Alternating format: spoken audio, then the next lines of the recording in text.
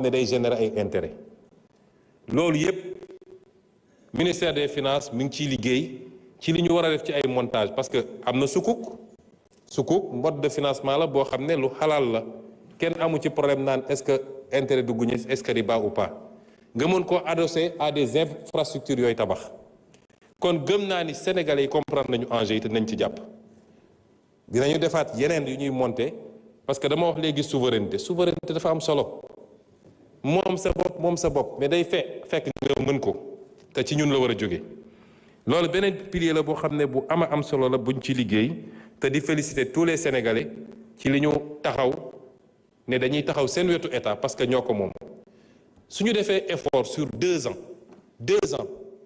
ñu def effort on stabilise les choses jël un nouveau départ daal di tirer les leçons des erreurs passées mooy yàkkamti ak bëgg lu fees bëtu nit ñi ba tax nga maquiller ay chiffres dem lépp loo xam ne yéegaloo ko nit ñi jaarul assemblée nationale di ko dugal ci ay comptes maquillés yooyu yëpp ñu tirer ci les enseignements te dem à notre rythme mën nañu def loo xam ne ci 10 ans Sénégal day doon ni ñuy tuddee les dragons d'Asie noonu la ñuy tuddee Sénégal ci loolu la ñu nekk.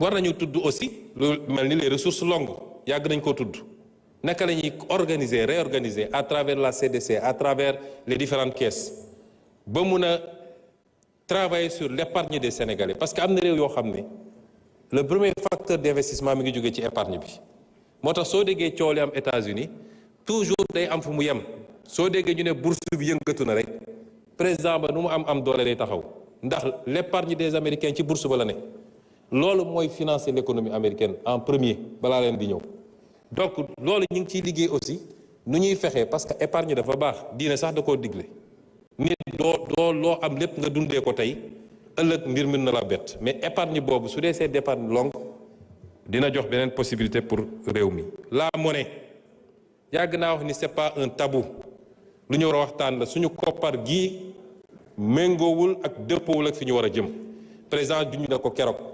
réew doo ñëw rek daal di rajaxe yépp da nga koy teg ci temps teg ko ci yoon mais suñuy option ci monnaie bi mooy monnaie bi dina soppiku wala ñu jël suñu responsabilité ñun te am na àpp yu ñu àppal suñu bopp mais gëm naa ni ñiñ ko seqal dinañu dem dans la direction bi ñëpp bëgg parce que mënuñu continuer keroog en conseil des ministres le ministre de l'économie dafa présenter benn communication wone ni suñu économie alignée sur l'économie de l'Union européenne ñoom bu ñu sëqatee ñu sëqat bu ñu yéegee ñu yéeg bu ñu wàccee ñu wàcc la corrélation avec la monnaie n'est pas automatiquement faite mais quel est le seul facteur qui nous lie à cette zone-là mais c'est la monnaie moo tax il faut que ñu nangu poser débat yooyu avancer ci mais lu technique la lu sérieux la am na lu ñu teg loo xam ne ñu ngi ciy liggéey du fii laa koy développer yëpp pour vous dire que tous les leviers ñu ngi ciy liggéey tous les leviers qui doivent nous amener à souverainiser notre financement nous donner le maximum d'indépendance parce que da ngay dégg ñu ne ñoom ñoo ne woon bor tekkiwul manquer de souveraineté bor bu ñu la conditionné ba nga xam ne sañoo bañ bor boobu mooy manquer souveraineté mais bu dee yow yaa am sa latitude marché yi wóolu la ba soo wootee ñu wuy si la parce que la dette n'est que de la fiscalité différée en réalité nga teg ko ci temps teg ko ci anam boo xam ne dette bu soutenable la nga garder toute ta latitude dara bu bon mooy dañ la naan lii da nga koy signer foog nga def telle réforme sinon duñ la lebal kooku mooy bor bi nga xam ne day empiéter ci sa souveraineté kon loolu ay éléments yu sont importants la ensuite ñun dañu war a en tant qu'Africain et en tant que Sénégalais dañoo nekk ci àdduna bi dafa les options stratégiques dañu nekk ci àdduna boo xam ne y a le choc des grandes puissances y a ce qu'on appelle le piège de Thucydide mooy à chaque fois qu'une nouvelle puissance jóg beneen puissance bi fi newoon ni muy réagir par rapport ak puissance boobu études yi ñuy def mooy ci 16 cas yi ñu étudier dans l'histoire de l'humanité les 12 dafa mujjee ci guerre fi mu ne nii amagul te ñu ngi ñaan yàlla bu mu am waaye guerre économique déclenché na ñun les petits pays comme le Sénégal ban stratégie dañoo war a am pour capter les dividendes de cette guerre économique qui se déclenche. Parce que am nañu toutes les options et tout le potentiel qu'il faut. L'Afrique doit être le prochain moteur de l'économie mondiale. Pendant ces 30 ans, ça a été la Chine, gis nañu essoufflement. Afrique, suñu régler problème, évidemment la stabilité dans les pays, la sécurité, l'instabilité politique, qu'il y ait un minimum de consensus entre nous. Et c'est pourquoi j'en appelle à l'opposition, parce que fii y a pas matière à opposer. Fii amul luñ fi opposer. Fi ñu fekk réew mi def xayma bi ne Sénégalais lii moo fi nekk gisuma ku ci war a opposer. Mais da ngay gis koo xam ne sax même su ciy wax sax oui li fi xew c'est grave et cetera mais ñoom waruñu woon. Non, nous allons dans le sens bi réew mu sa defaru yoon bii la jël kon loolu amul luñ ciy opposé wu. Les actes qu'on pose pour la bonne gouvernance. Dans les prochains jours, on soumettra ici à l'Assemblée un certain nombre de projets de loi yoo xam ne presque pare na. Le projet de loi pour réformer l'OFNAC. Le projet de loi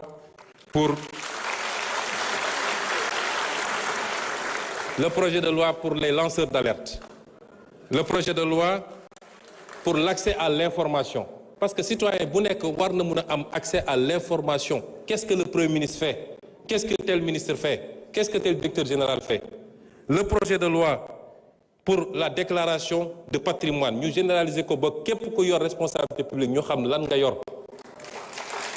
Mais loolu est-ce que am na matière à opposition? Les options ñu jël stratégiquement pour jëlaat suñu souveraineté économique est-ce que am na matière à opposition? Kon ñu bàyyi fi loolu yépp bëgg a entraîner le pays dans des débats de personnes. À une certaine opposition, je dis que la haine ne peut pas être un moteur politique.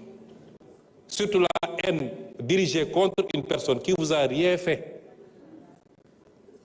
Je les rassure, c'est pas les attaques crypto-personnelles. maa ngi sant yàlla, je suis politiquement indestructible. ma wax leen ko léegi. Parce que li ma ne yàllaa ko def saa yu ko soobee moom moo ko fiy dindi mais du nit. Du nit ku fiy wax di tëb bu ñu génnoon léegi taxaw ci mbedd bi ku ñëw romb la ku ñëw taxaw nuyoo man maa ngi ciy sant yàlla. Mais ñun réew mi moo ñu soxal moo tax si on a une opposition républicaine elle n'a qu'à s'opposer de manière républicaine. nañu ñëw wax ci mbay mi nañu wax ci càmm gi nañu wax ci ressources naturelles yi nañu wax ci les programmes et les objectifs. Sur ce terrain nous sommes ouverts. Nous sommes ouverts au dialogue, nous sommes ouverts au débat contradictoire comme je le fais ici à l'Assemblée. Mais ñu bëgg a bàyyi foofu yépp entraîner le pays vers des dérives verbales, vers des règlements de compte personnels, les dossiers judiciaires. Amul kenn koo xam ne dañ laa togal parce que non dem nañu ba ne pourquoi dans une campagne électorale il a dit. Mais la justice ne fonctionne pas par rapport à ça. Un juge, on lui amène un dossier avec des faits, avec des preuves. Kan moo ci waxoon kan moo ci waxuloon c'est pas important. Est-ce que li mu yor dossier la wala du dossier? li ci des c'est le débat public, le débat politique. Le débat politique, il est ce qu'il est. Li ci des pour compléter toujours madame mooy ci contexte bi j'ai parlé tout à l'heure du pays du Sud ak fi réew mi fi àdduna bi tollu. Un nouveau pouvoir est arrivé dans l'une des grandes puissances nee na dafa bëgg a mettre un terme à la globalisation daal di teg ay taxam teg yeneen pays ñoom it réagir ñu nekk ci contexte boo xam ne les gens vont être poussés vers le repli. Mais ça c'est une chance pour des continents comme les nôtres parce que li waroon dem feneen mën na ñëw fii mais dafa am ñu koy organiser. Nous ne sommes pas pour le moment un problème de compétitivité de notre économie. C'est pourquoi l'une de nos priorités, mooy l'énergie. Je l'ai dit ici, je le répète. Réew munoo industrialiser wu, munoo développer une économie tant que tu as une énergie qui coûte ce qu'elle coûte au Sénégal, c'est-à-dire plus de 100 francs le kilowattheure. Suñu plus grand pari et suñu plus grand défi dans les 5 ans mooy ramener le prix du kilowattheure maximum à 60 francs. Le ministre de l'Énergie vous l'a dit l'autre jour. Et c'est pourquoi nous avons dit suñu gaz bi mënuñu ko bàyyi mu génn noonu. Gaz bi suñu priorité mooy luñ ci mën a andi mettre toutes nos centrales au gaz, faire de nouvelles centrales au gaz. Je vous ai dit à l'origine 2050, on a un objectif de 10 000 kWh, 10 000 MW. On a produit 1800 aujourd'hui. Imaginez le gap. Le solaire ne pourra pas tout combler. Moo tax ñu ne suñu oléoduc bi suñu gazoduc bi war a andi gaz bi fii mooy suñu priorité. L'énergie est une question de sécurité nationale même. Et c'est pourquoi, en dehors de l'aspect économique, il y a l'aspect domestique. Parce que dans le budget des ménages, l'énergie coûte très cher. Moo tax dégg ngeen coow centrale West Africa Energy bi. Quand je suis arrivé, j'ai dit au président, je prends en main ce dossier. Parce que mënuñu bàyyi un secteur aussi stratégique, ñu ne c'est des investissements privés. Ce n'est pas des investissements privés. Parce que, un, c'est un secteur dont relève la sécurité nationale. Deux, le Premier ministre. Je conclue une minute. Parce que vous m'avez pris des minutes tout à l'heure. Hein? Voilà.